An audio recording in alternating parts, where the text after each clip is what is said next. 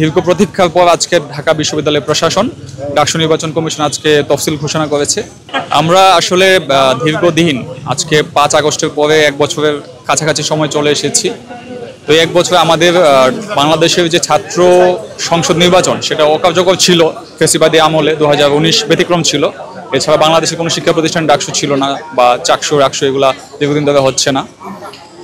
ছাত্র রাজনীতিটাকে আমূল পরিবর্তন করতে হলে অবশ্যই হচ্ছে ছাত্র সংসদ কার্যকর করতে হবে এবং আমরা ঢাকা বিশ্ববিদ্যালয়ের প্রশাসনের কাছে সেই দাবি রেখেছি 5 আগস্টের পরে। এবং আজকে দীর্ঘ প্রতীক্ষার পর আজকে ঢাকা বিশ্ববিদ্যালয়ের প্রশাসন ডাকসু নির্বাচন কমিশন আজকে তফসিল ঘোষণা করেছে।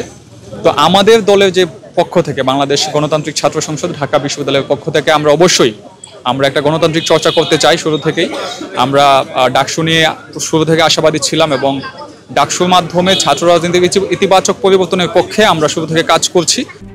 RICL TMX, যুগের পর যুগ স্থাপনা থাকে মজবুত। শিক্ষার্থীদের বিভিন্ন সমস্যা দূর করানোর চেষ্টা করেছি এবং ভবিষ্যতেও এই ধারাটা অব্যাহত রাখতে গেলে আমাদের একটা ছাত্র সংসদ দরকার এবং সেই লক্ষ্যে আমরা ঢাকা বিশ্ববিদ্যালয় প্রশাসনকে আজকে আমাদের পক্ষ থেকে বাংলাদেশ গণতান্ত্রিক ছাত্র সংসদের পক্ষ থেকে স্বাগত জানাচ্ছি এবং 9 সেপ্টেম্বর যে পূর্ব ঘোষিত ডাকসু সেটা যেন সফলভাবে সম্পন্ন হয়।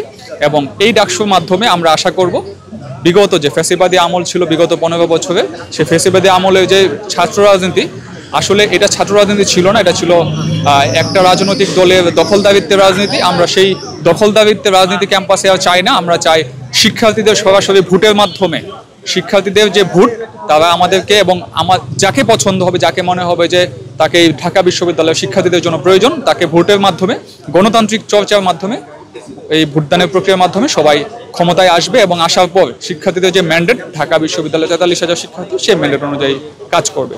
এবং আমরা বাংলাদেশ গণতান্ত্রিক ছাত্র সংসদ জুলাই অভ্যুত্থানের পর একটা গঠিত রাজনৈতিক দল, জুলাইকে ধারণ করে আমরা রাজনৈতিক দলে এসেছি। আমাদের অবশ্যই চেষ্টা থাকবে আমাদের প্যানেলকে জয়ী করা এবং একই সঙ্গে ঢাকা বিশ্ববিদ্যালয়ের শিক্ষার্থীরা কী চায় তাদের চিন্তাভাবনা আমলে নিয়ে ইশতেহার গঠন করা।